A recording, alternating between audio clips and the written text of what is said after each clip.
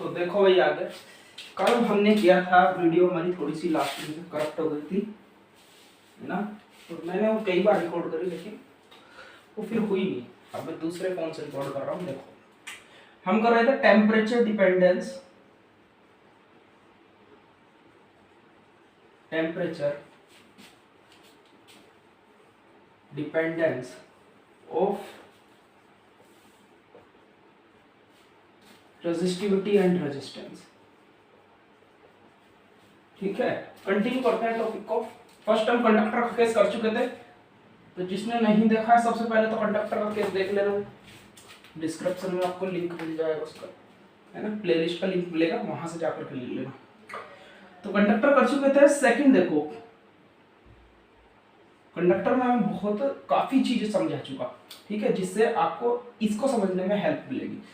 Alloys, यानी कि alloy क्या होते हैं पहले तो ये जान लेते हैं। एलॉय, एलॉय होता है दो या दो से ज्यादा मेटल का मिक्सचर। यानी कि मैं बोल रहा हूँ एक मेरे पास कॉपर है, एक एल्युमिनियम है और एक है जिंक। तो मैंने करा तीनों को मिला दिया, मेल्ट करा, और मेल्ट करके मैंने एक नया ऑब्जेक्ट बना लिया। क्या? एलॉय। क्या बना दिया? एलॉय बना दिया हमने। तो एलॉय क्या होता है? दो और दो से ज्यादा मेटल का मिक्सचर। दूसरी बात हम जानते हैं कि भाई कॉपर की अपनी अलग रेजिस्टिविटी होती है, एल्युमिनियम की अपनी अलग रेजिस्टिविटी होती है, जिंक की अपनी अलग रेजिस्टिविटी होती है। यानी कि तीनों की अपनी अपनी रेजिस्टिविटी होती है, और जब तीनों को मिलाएंगे तो रेजिस्टिविटी या कह दो रेजिस्टेंस क्या हो जाएगा? हाई हो जाएगा। तो हम बोल सकते हैं एलॉय वायर्स का जो रेजिस्टेंस होता है, एलॉय मेटल का, वायर का, जो भी एलॉय की चीजें होती है उनका रेजिस्टेंस कैसा होता है भाई? हाई रेजिस्टेंस होता है उसमें। कैसा? हाई रेजिस्टेंस होता है। अगर जो एलॉय का रेजिस्टेंस और रेजिस्टिविटी हाई होती है, मैं लिख देता हूँ आर एंड रो कैसे होंगे इसके? हाई होंगे भाई, हाई, ठीक है, इंक्रीज। अच्छा, एग्जाम्पल क्या क्या है इसके? एग्जाम्पल है इसके निक्रोम, कॉन्स्टेंटन और मैग्नीज। और भी काफी होते हैं लेकिन सबसे ज्यादा इंपॉर्टेंट यही है। हमारे सिलेबस में यहाँ से पूछेगा तो इन तीनों के ऊपर ही क्वेश्चन पूछेगा। ठीक है, तीनों ही क्या है? एलॉय है। सिर्फ आपको इतना याद रखना है, ये तीनों एलॉय है, और एलॉय की रेजिस्टिविटी और रेजिस्टेंस हाई होता है पहले से ही। लेकिन हम पढ़ रहे हैं टेम्परेचर डिपेंडेंस ऑफ रेजिस्टिविटी, तो यानी कि टेम्परेचर देने पर इन पर क्या फर्क पड़ेगा। मैंने क्या कहा? ये एलॉय का एक मेटल है, कंडक्टर है एलॉय का, कंडक्टर नहीं बोलेंगे इसको, ये एलॉय मेटल है, और मैंने इसको कनेक्ट कर दिया किसके साथ में? बैटरी के साथ में। तो करंट फ्लो करी। अब रेजिस्टेंस है हाई तो करंट तो पास नहीं करेगी, क्या तो बहुत कम करेगी, है ना, बहुत कम करेगी। मान लो 2 एम्पियर कर रही है, 5 एम्पियर अगर जो आ रही थी तो ठीक है, तो हम बोलेंगे कुछ करंट किसने रोक ली? एलॉय ने रोक ली, ठीक है, पास नहीं होने दी। तो इसका मतलब ये हीट करेगा क्योंकि इसका रेजिस्टेंस ज्यादा है, और करंट पास करा जाए तो हीटिंग इफेक्ट ऑफ करंट आपने पढ़ा होगा, है ना, when current pass through a conductor और coil then heat is produced and this effect is known as heating effect of current। यानी कि जब किसी कंडक्टर से करंट को पास करा जाए तो उसमें हीट प्रोड्यूस होती है, जिसको हीटिंग इफेक्ट ऑफ करंट बोलते हैं। ठीक है, किस वजह से होती है? क्योंकि उसके पास रेजिस्टेंस होता है, रेजिस्टेंस करंट को रोकता है, रोकने की वजह से हीट प्रोड्यूस होती है। ठीक है, तो यहाँ पर रेजिस्टेंस हाई है, इसलिए ये क्या करेंगे? हीट करेंगे खुद से। आप जितना ज्यादा इसके अंदर करंट फ्लो करोगे कंटिन्यूस, जितनी ज्यादा देर तक, जितना मैं कहता हूँ ज्यादा करंट को फ्लो करोगे, ये उतनी ही ज्यादा टेम्परेचर देगा। यानी कि रेजिस्टिविटी और रेजिस्टेंस भी उतना ज्यादा, जितना ज्यादा टेम्परेचर उतना ज्यादा रेजिस्टेंस। पहले पिछले लेक्चर में पढ़ चुके, जितनी ज्यादा रेजिस्टिविटी या रेजिस्टेंस उतना ही ज्यादा टेम्परेचर। तो यही तो बात है सारी की सारी। यानी कि ये होगा directly proportional to the temperature. Temperature बढ़ाओगे बाहर से भी तो रेजिस्टिविटी और रेजिस्टेंस क्या कर जाना है भाई? इंक्रीज कर जाना है, इंक्रीज कर जाना है। एग्जांपल लेते हैं इसका, कैसे करता है। मैंने कहा इलेक्ट्रिक प्रेस है जिससे आप इस्त्री करते हो, यानी कि इसमें जब करंट फ्लो करते हो तो उसमें क्या होता है? देखा होगा आपने, उसमें हीट प्रोड्यूस होने लग जाती है, जिसको हम यूज करते हैं ना स्थिर करने के लिए। यानी कि उसमें क्या लगा होता है, उसमें एलॉय का यूज किया जाता है। ठीक है, किसका? एलॉय का यूज किया जाता है। जब करंट पास करते हैं तो रेजिस्टेंस एलॉय का ज्यादा होता है, वो करंट को रोकता है, रोकने की वजह से वो हीट प्रोड्यूस करता है। जितनी ज्यादा करंट पास करोगे उतना ज्यादा वो हीट करेगा। एक और एग्जांपल ले। एक एग्जांपल आपका ये हो गया, आपने देखा होगा जो हीटर होता है, इलेक्ट्रिक हीटर। अब इलेक्ट्रिक हीटर क्या करता है, जब उसमें आप करंट को फ्लो करो तो धीरे धीरे धीरे धीरे क्या होने लगता है, रेड होने लगता है ना। ऐसी क्या होती है, कोयल होती है उसकी, उसमें जो लगाए रखते हैं हीटर में। यानी कि जैसे जैसे आप इसको करंट इसमें फ्लो करोगे तो रेजिस्टेंस होने की वजह से, इसमें रेजिस्टेंस होने की वजह से, क्योंकि एलॉय वायर है, एलॉय वायर है, तो ये क्या करने लगेगा, हीट करने लग जाएगा। और इस हीट को हम क्या करते हैं, यूज करते हैं, कभी खाना बनाने में, तो कभी ठंड से बचने में। ठीक है, तो हम ग्राफ भी देख लेते हैं, किसमें, रो और टेम्परेचर में। सभी लोग बनाएंगे ग्राफ कैसे, ये भाई डायरेक्टली प्रोपोर्शनल है, ठीक बात है, और ये बन जाएगा एक तरीके से। नहीं भाई ये नहीं बनेगा, गलत हो गया। क्यों? क्योंकि मैंने बोला था इनका खुद ही रेजिस्टेंस थोड़ा पहले से ही होता है, तो थोड़ा ऊपर से बनाओगे। तो और ये ग्राफ जो होता है ये निक्रोम के लिए होता है। किसके लिए होता है भाई? निक्रोम के लिए ये ग्राफ होता है। यहाँ पर केल्विन लिख देंगे ब्रैकेट में, यानी केल्विन में टेम्परेचर लिया जाता है। ठीक है, तो ये ग्राफ निक्रोम के लिए हो गया हमारा, मिटा दे तो एलॉय कंप्लीट हुआ।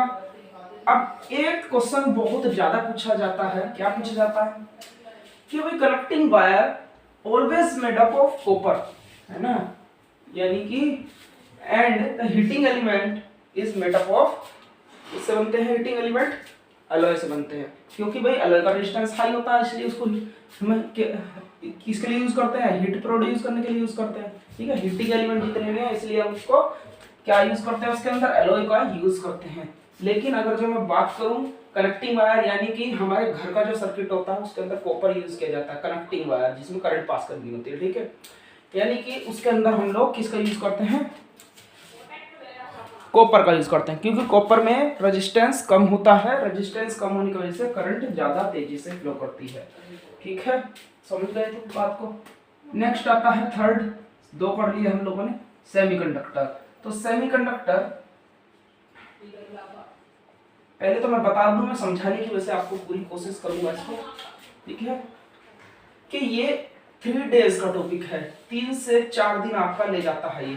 तो अगर जो आपको इसको कवर करना है, पूरे बजे में पढ़ना है इसको पूरा, कि आखिर इसकी पूरी डिटेल है क्या, तो आपको फिर हमारा लेक्चर देखना पड़ेगा सेमीकंडक्टर, जो कि YouTube पर पहले से अपलोडेड है।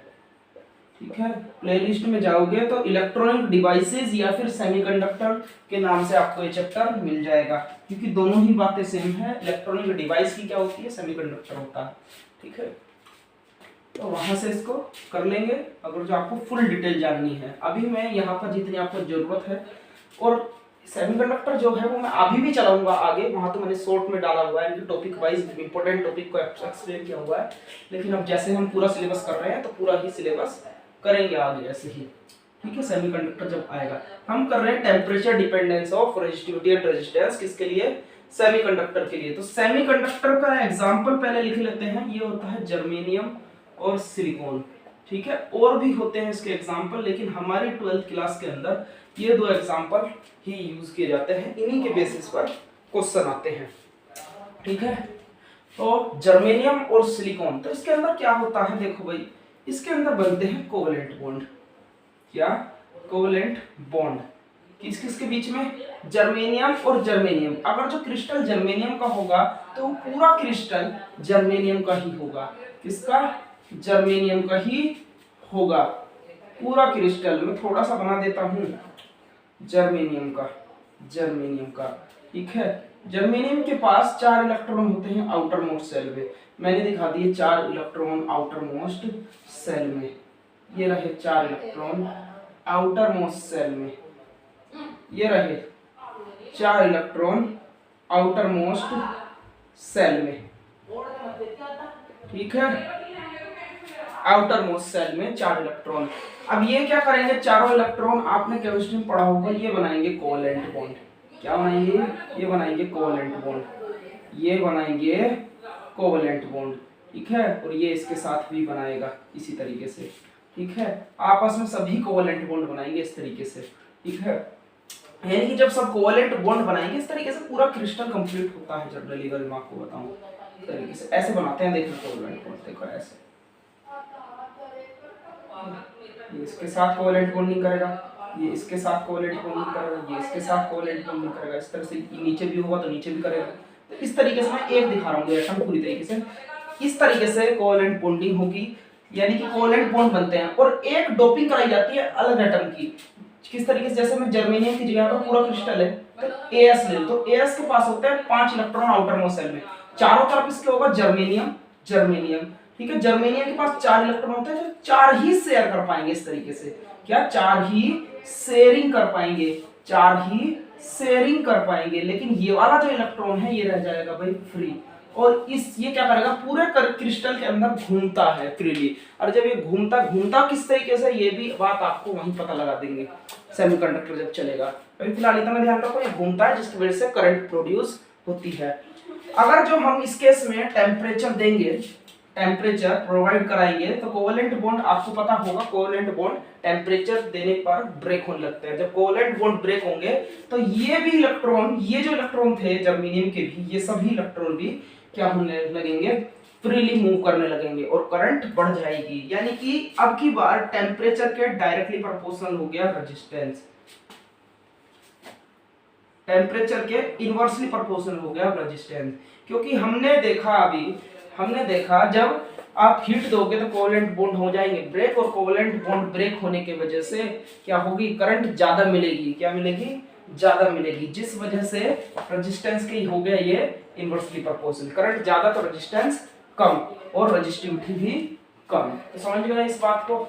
सेमीकंडक्टर जर्नल भाषा में बताऊं तो सेमीकंडक्टर एक ऐसी डिवाइस जो लो कम वोल्टेज पर ज्यादा आउटपुट दे दे, ठीक है। जैसे कि पहले वाली एलईडी होती थी हमारी, टीवी होता है एलईडी टीवी, वो कैसा होता था, बहुत बिजली पीता था। लेकिन आजकल की जो एलईडीज आ रही है, वो बहुत कम बिजली में, यानी कि 9 वोल्ट 10 वोल्ट की होती है, वो 12 वोल्ट की है ना, लगभग इतनी होती है, और इतने में वो हमारे को कितना अच्छा, पहले से भी अच्छा दिखाती है ना, पहले से भी अच्छा दिखाती है। तो क्यों दिखाती है, क्योंकि उसमें सेमीकंडक्टर लगा पड़ा है ना, वो कम बिजली खाता है। इस तरीके से पहले पीला वाला बल्ब होता था जो घर में लगाते थे, वो 100 वोल्ट का होता था, लेकिन आजकल की एलईडी लाइट देखो तो कितने की होती है, 9 वोल्ट 12 वोल्ट 24 वोल्ट। और रिफ्लेक्शन देखो, यानी कि उसका जो आउटपुट देखो तो कितनी अच्छी आउटपुट होती है उसकी, ठीक है। तो यही उसके अंदर वो ऐसा क्यों होती है, कम करंट में ज्यादा आउटपुट, क्योंकि उसके अंदर सेमीकंडक्टर लगा हुआ है।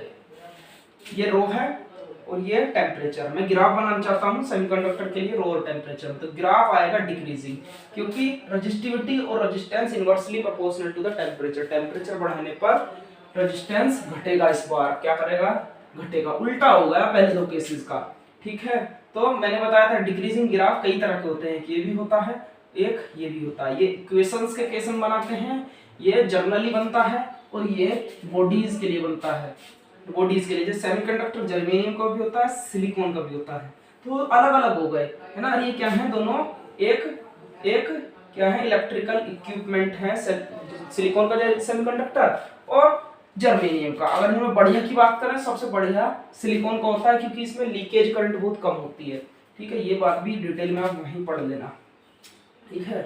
तो क्या मिला आपको इसमें कि भाई ये ऑब्जेक्ट है, इसलिए इनका यानी कि ये इक्विपमेंट है, अलग अलग इक्विपमेंट, सेमीकंडक्टर के पास ही कई सारे। तो इस ऐसे केसेस में हम इनवर्सली प्रोपोर्शनल ग्राफ कुछ इस तरीके का देते हैं। तो इसी तरीके से अगर तुम्हें कंडक्टिविटी यानी कि सिग्मा और टेम्परेचर में ग्राफ बनाना चाहूँ, तो भाई सिग्मा होता है रेसिप्रोकल ऑफ रो, ठीक है, यानी कि इसका उल्टा। तो मैं बोलूंगा कि रो 1/रो is directly proportional to 1 by temperature. जितना ज्यादा करंट, एक मिनट, हाँ, रो इक्वल टू, रो की वैल्यू क्या थी, रो क्या था भाई, अभी हमारा 1 बाय टेम्परेचर था, तो मैं इसको भी लिख लेता हूँ 1 बाय टेम्परेचर, 1 बाय टेम्परेचर। तो ये चला गया ऊपर, तो ये डायरेक्टली आ जाएगा किसके, सिग्मा के टी, ठीक है। अब ये डायरेक्टली आ जाएगा तो यानी कि करंट लीनियरली बढ़ेगी। कैसे? लेकिन ये तो थोड़ा मुड़ करके आ रहा था, तो ये भी थोड़ा घूम करके जाएगा ग्राफ। समझ गए? लास्ट आता है हमारा इलेक्ट्रोलाइट। क्या आता है? इलेक्ट्रोलाइट। देख लो, ये लो इलेक्ट्रोलाइट। क्या लास्ट है? इलेक्ट्रोलाइट। इलेक्ट्रोलाइट। अब ये इलेक्ट्रोलाइट क्या होते हैं भाई? ये इलेक्ट्रोलाइट होते हैं सॉल्यूशन।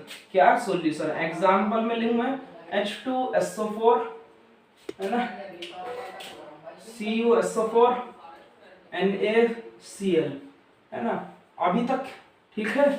जैसे ही मैं इनको पानी में डालूंगा तो पानी में डालने पर H2SO4 भाई ब्रेक हो जाएगा हमारा किसमें? H प्लस HSO4 में। किसमें? H प्लस HSO4 में।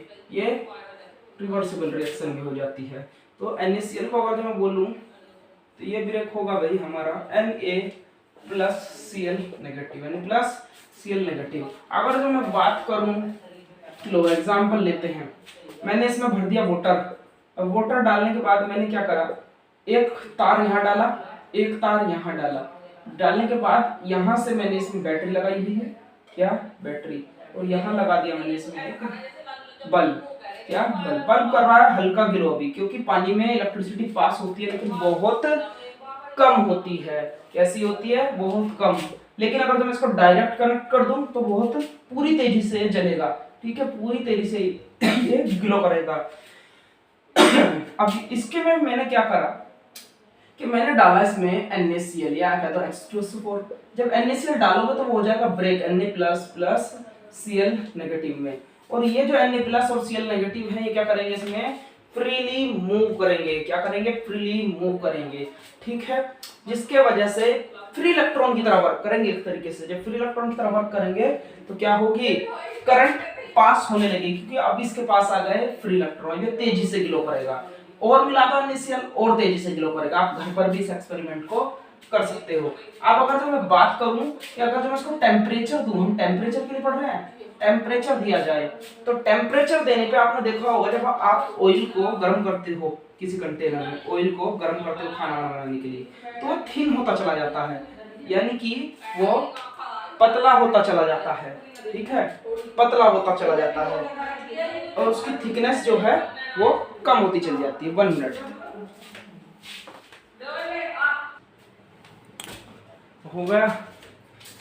ये होता है हमारा इलेक्ट्रोलाइट। यानी कि इलेक्ट्रोलाइट क्या काम करता है? फ्री इलेक्ट्रॉन्स की तरह वर्क करता है। वाटर में डालने पर, हीट देने पर क्या होंगे? ये और तेजी से फ्रीली मूव करने लगेंगे। किस वजह से? क्योंकि हीट मिलेगी, एक्साइटेड होंगे तो और अच्छे से मोशन करेंगे इसके अंदर, और अच्छे से। क्यों? अच्छा, मोशन नहीं बोला जाता है, कहने का मतलब ये है ये आराम से फ्लो करेंगे। फिर पहले रुकावट आ रही थी, किस वजह से? जब ये आपका क्या था, ये पानी था और ये थोड़ा गाढ़ा होगा। क्या? गाढ़ा। पानी में भी गाढ़ापन होता है। ठीक है, थोड़ा थोड़ा, तो ये थोड़ा सा जाने में दिक्कतें हो रही थी, रेजिस्टेंस फील कर रहे थे। लेकिन आपने क्या करा? हीट देनी स्टार्ट कर दी, तो ये इस वायर से इस वायर पर अब इजीली मूव कर सकेंगे। क्या कर सकेंगे? इजीली मूव कर सकेंगे, क्योंकि अब रुकावट हो गई कम। आप कभी ऑयल लेना या कहते पानी लेना, आप पानी को उबालना तो वो हल्का हो जाएगा उबालने के बाद। किस वजह से? क्योंकि उसकी थिकनेस क्या हो गई? कम हो गई। ठीक है, टेम्परेचर देने पर जो हमारे ऑयल वगैरह होते हैं ये थिन हो जाते हैं, इस वजह से ये बढ़िया मोशन करेगा इसके अंदर। टेम्परेचर देने पर यानी कि कंडक्टिविटी बढ़ जाएगी। तो इस बार भी क्या हो गया? फिर से जो रेजिस्टिविटी है वो टेम्परेचर की आ गई भाई इनवर्सली प्रोपोर्शनल। आप रेजिस्टेंस भी बोल सकते हो, रेजिस्टिविटी रेजिस्टेंस सेम ही चलती है। रेजिस्टेंस और रेजिस्टिविटी हो गई इनवर्सली प्रोपोर्शनल। यानी कि फर्स्ट दो केस तो हमारे टेम्परेचर के साथ में इंक्रीज कर रहे थे, किसको? रेजिस्टेंस को। और सेकंड दो केस हमारे डिक्रीज कर रहे थे, यानी कि करंट ज्यादा प्रोवाइड कर रहे थे टेम्परेचर देने पर। तो आज की वीडियो यहीं तक खत्म करते हैं, यहीं पर। नेक्स्ट वीडियो में मिलते हैं।